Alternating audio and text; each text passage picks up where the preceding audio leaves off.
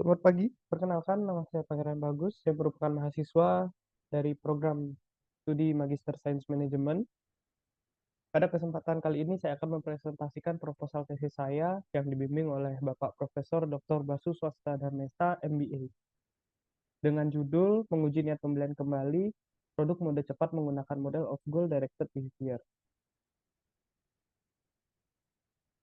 Selanjutnya untuk latar belakang, kita telah tahu bahwa industri mode telah sangat berkembang hingga saat ini, yang mana dapat kita lihat bagaimana cepatnya perubahan tren berpakaian dan juga telah banyaknya kompetitor atau merek-merek yang masuk ke pasar mode Indonesia, baik itu produk lokal maupun produk-produk mancanegara.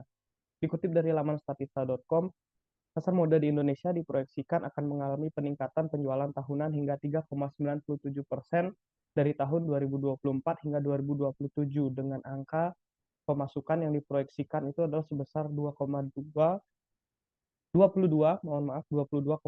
miliar US dollar atau setara 339 triliun rupiah. Yang mana ini meningkat dari pemasukan di tahun 2023 yang sebesar 325,5 triliun rupiah.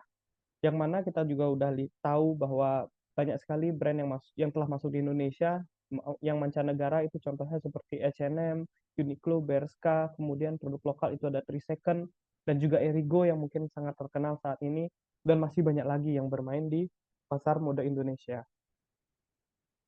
Pada penelitian ini nantinya akan menggunakan model of goal directed behavior sebagai landasan teori, yang mana ini merupakan turunan dari Theory of Reason Action atau TRA dan Theory of Planned Behavior atau TPB, yang mana model of goal directed behavior ini juga mengasumsikan bahwa seorang konsumen itu merupakan orang yang rasional dalam membeli sebuah produk.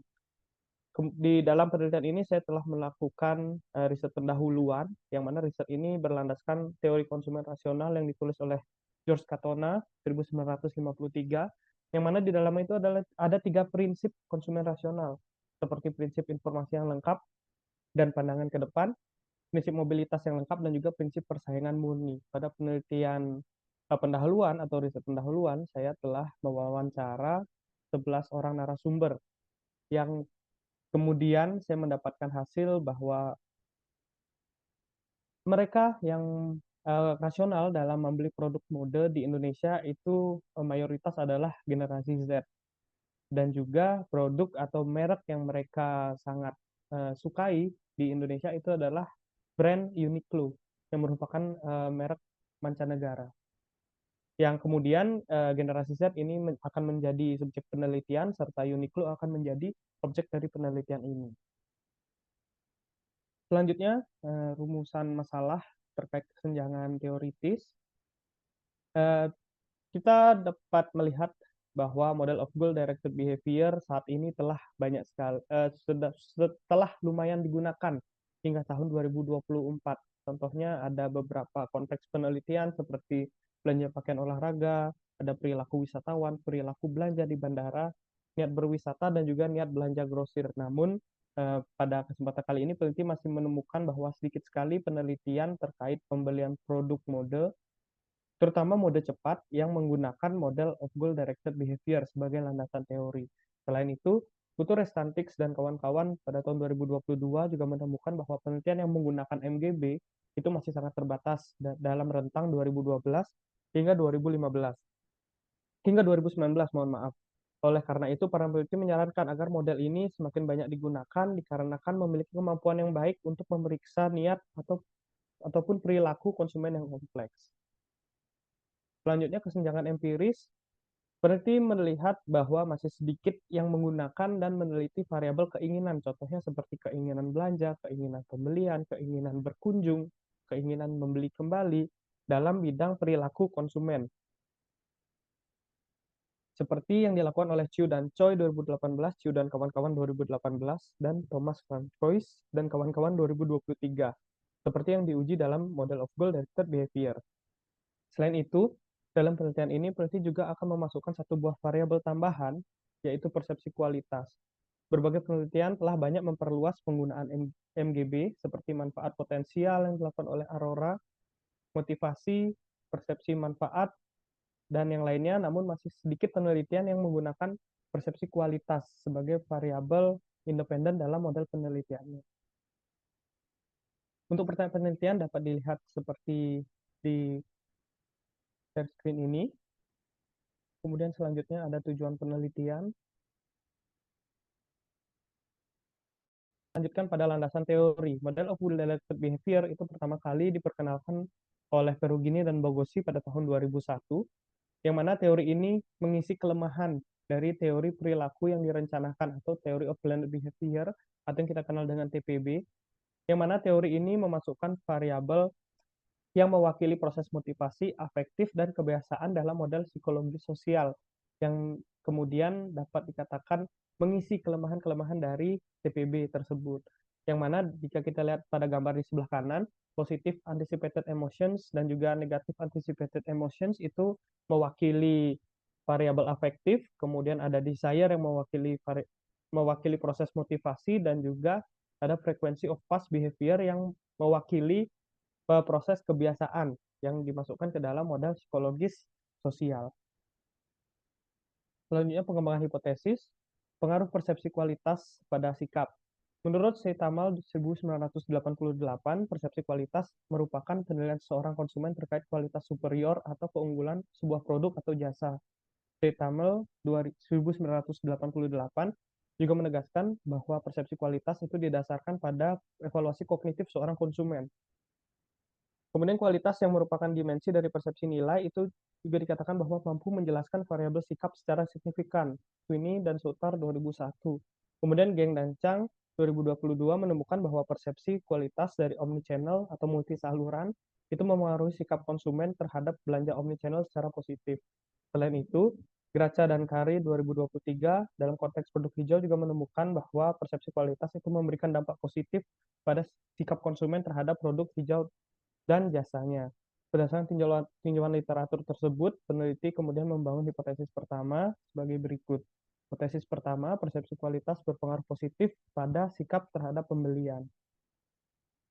Selanjutnya, pengaruh sikap pada keinginan. Seseorang cenderung akan menilai kemungkinan dari manfaat dan kerugian yang berasal dari perilaku tertentu guna menentukan apakah dirinya akan terlibat dalam perilaku tertentu atau tidak. Becker dan kawan-kawan 2007 dan Cheng dan kawan-kawan 2006. Oleh karena itu, sikap dapat dianggap sebagai faktor penting dari perilaku manusia. Song dan kawan-kawan 2017. Song dan kawan-kawan 2014 mengasumsikan bahwa seseorang berkeinginan kuat untuk terlibat dalam sebuah perilaku ketika orang tersebut memiliki harapan positif dari perilaku yang dievaluasinya. Dan dalam beberapa konteks telah ditemukan pengaruh positif terkait pengaruh sikap pada keinginan. Seperti yang dilakukan oleh Chiu dan Choi 2018 dan Thomas Francois dan kawan-kawan 2023.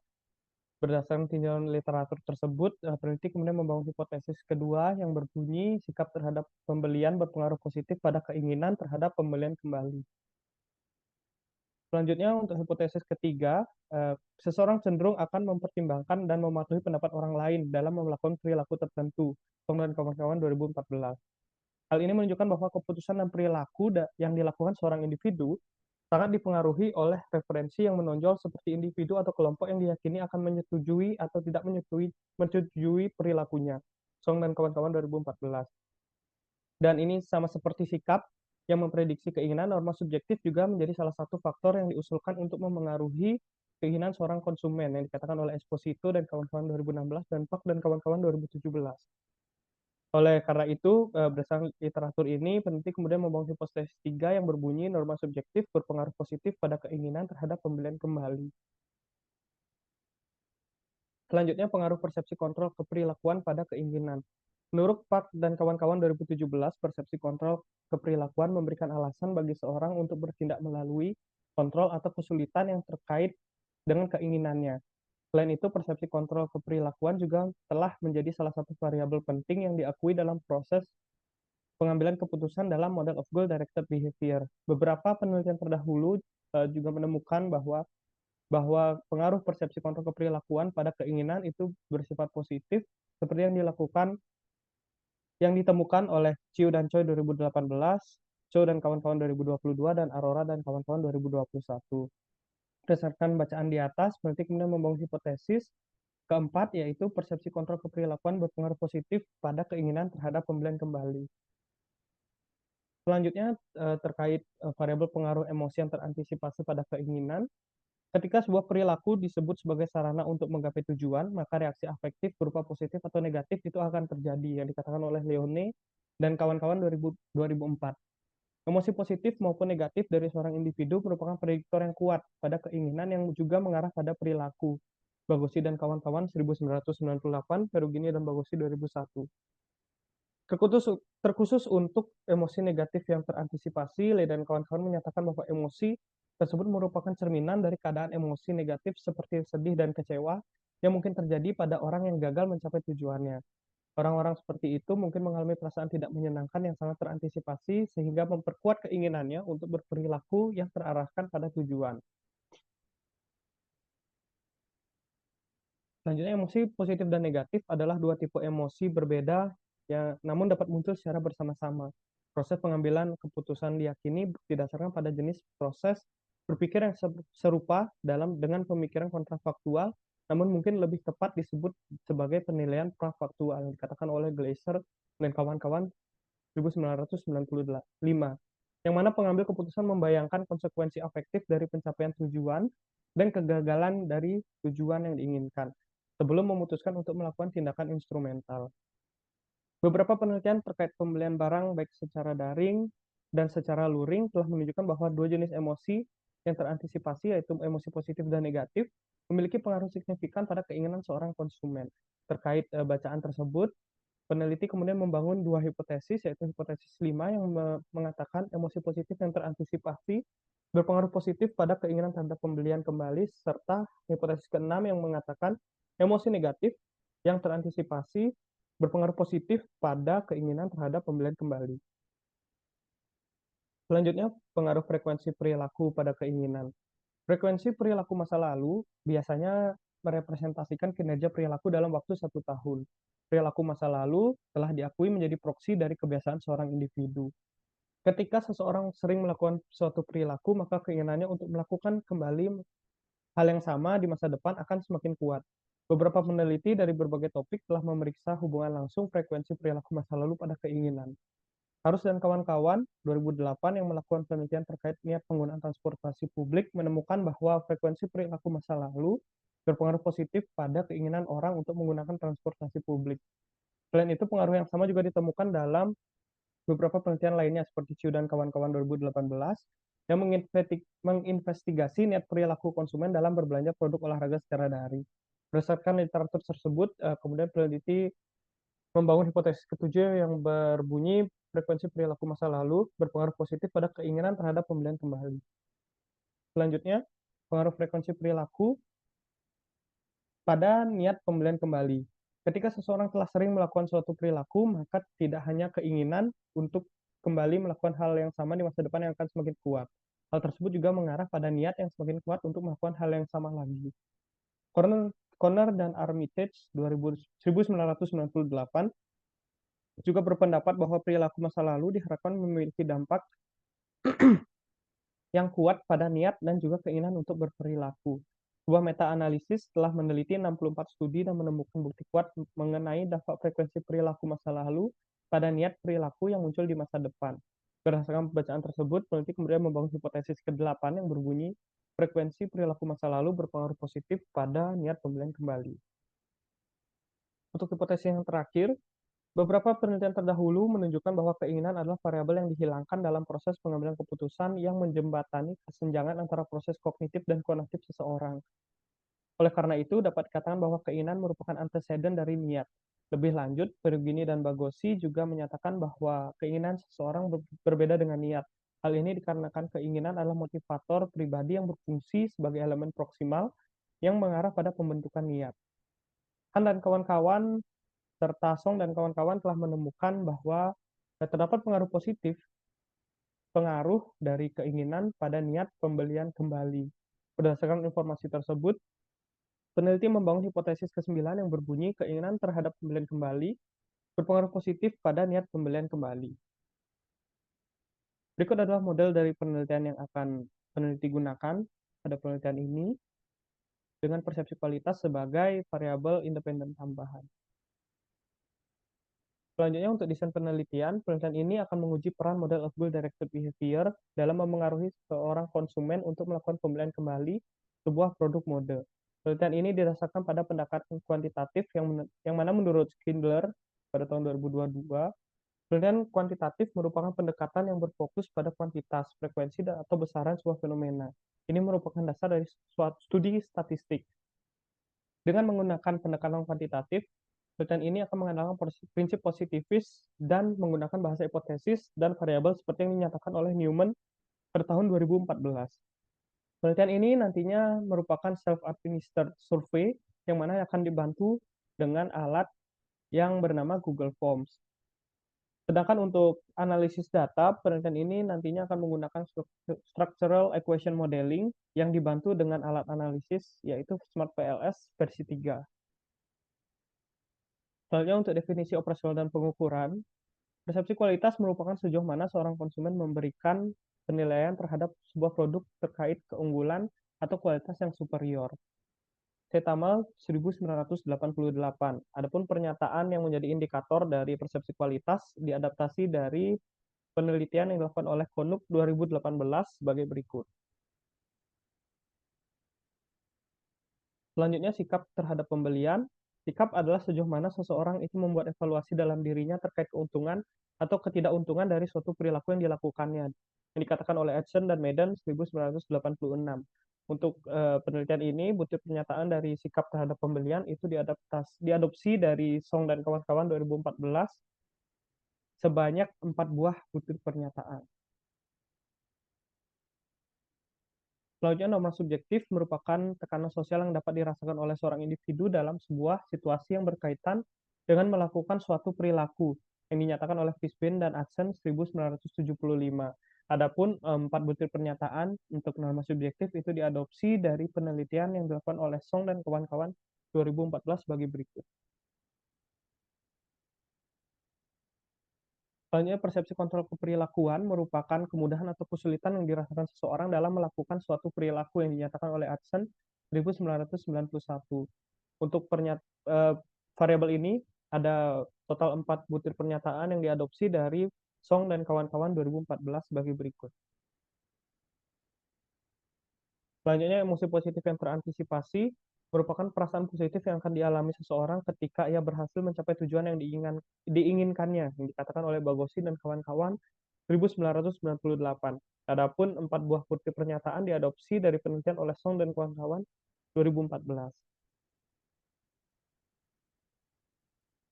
Selanjutnya, emosi negatif yang terantisipasi merupakan perasaan negatif yang akan dialami seseorang ketika ia gagal untuk mencapai tujuan yang diinginkannya.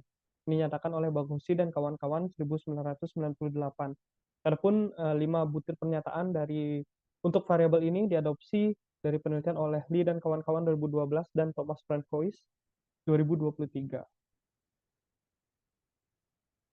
Frekuensi perilaku masa lalu ini mencerminkan kekuatan dari kebiasaan seseorang dalam melakukan suatu perilaku, dan oleh karena itu memiliki efek langsung pada perilaku di masa depan yang dinyatakan oleh Triandis 1977.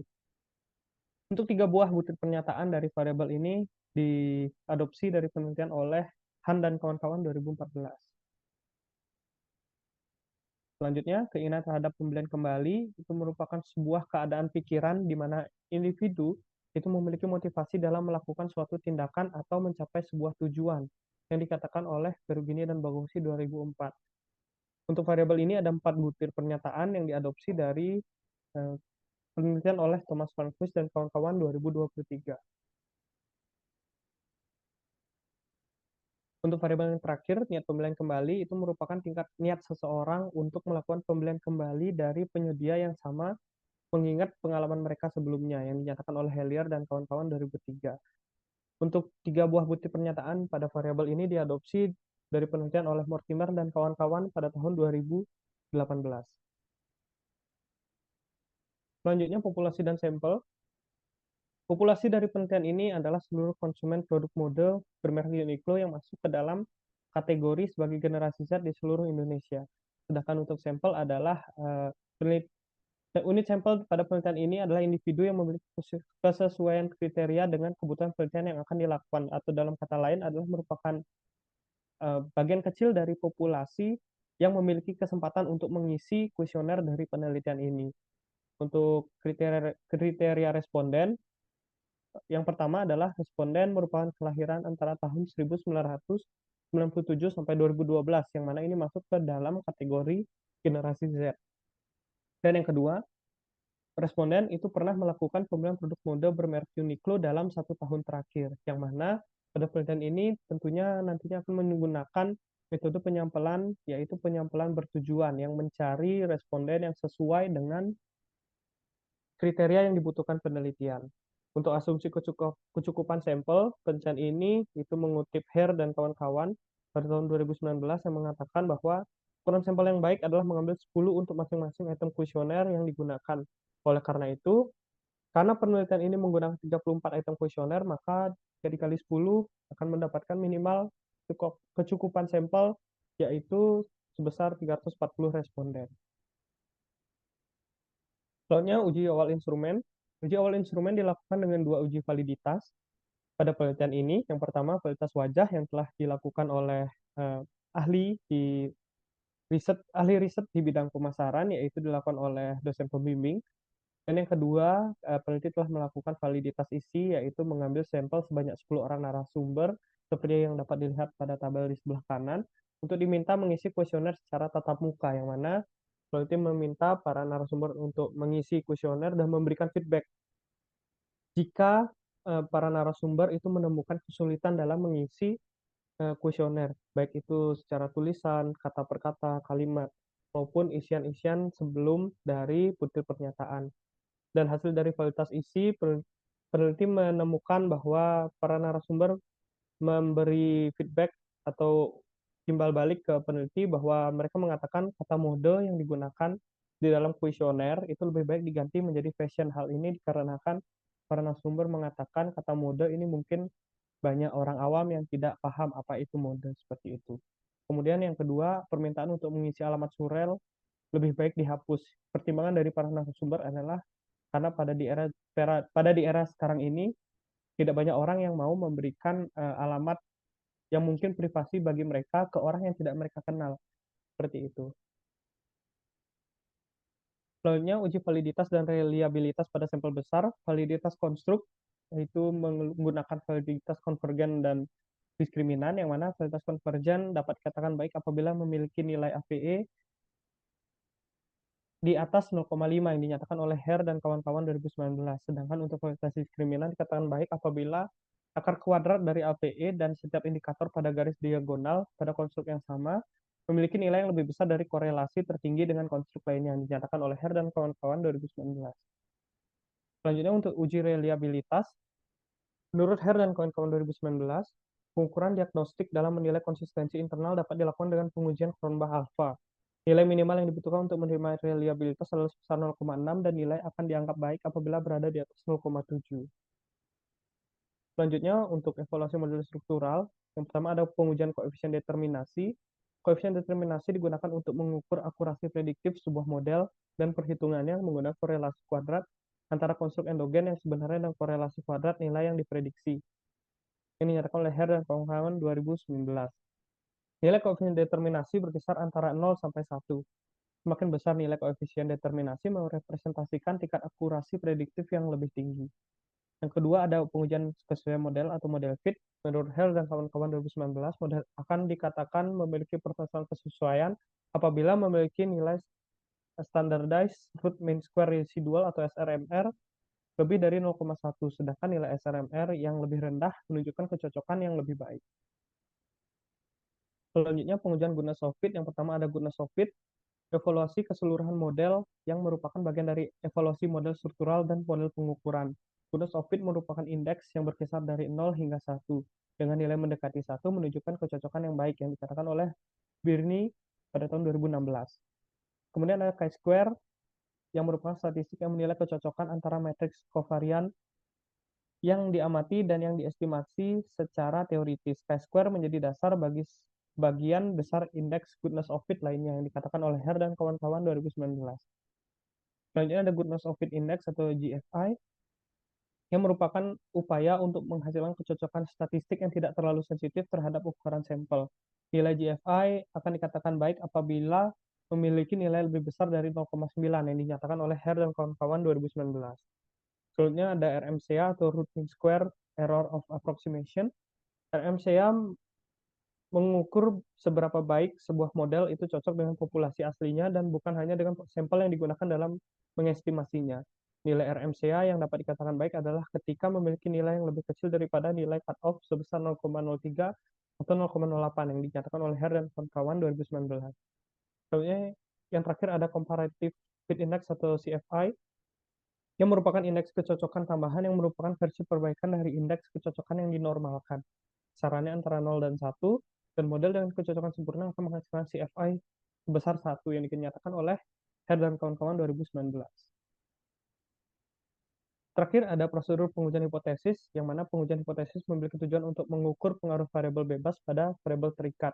Menurut Schindler, pada tahun 2022 terdapat dua jenis hipotesis dalam uji klasik signifikansi. Yang pertama ada H0, merupakan hipotesis yang diuji, yang menyatakan bahwa tidak terdapat perbedaan antara parameter sampel dan statistik populasi. Oleh karena itu, H0 itu menyatakan bahwa variabel bebas tidak memiliki pengaruh pada variabel terikat. Adapun bentuk statistik dari hipotesis 0 adalah H0 beta sama dengan 0. Hipotesis alternatif atau HA menyatakan bahwa terdapat perbedaan antara parameter sampel dan statistik populasi. Sehingga HA atau hipotesis alternatif itu menyatakan bahwa variabel bebas memiliki pengaruh pada variabel terikat. Bentuk statistik dari hipotesis ini adalah HA beta tidak sama dengan 0. Kriteria pengujian hipotesis dalam penelitian ini adalah dengan melihat hasil estimasi koefisien jalur atau beta, H0 akan ditolak dan H alternatif akan diterima apabila nilai koefisien jalur itu bernilai positif dan nilai P atau probabilitas itu lebih kecil atau sama dengan 0,05. Sedangkan H0 akan diterima dan H alternatif akan ditolak apabila nilai koefisien jalur bernilai negatif atau nilai P lebih besar dari 0,05, dinyatakan oleh Hare dan kawan-kawan 2019. Baik, sekian presentasi proposal tesis saya kali ini. Terima kasih telah menyaksikan video ini. Terima kasih.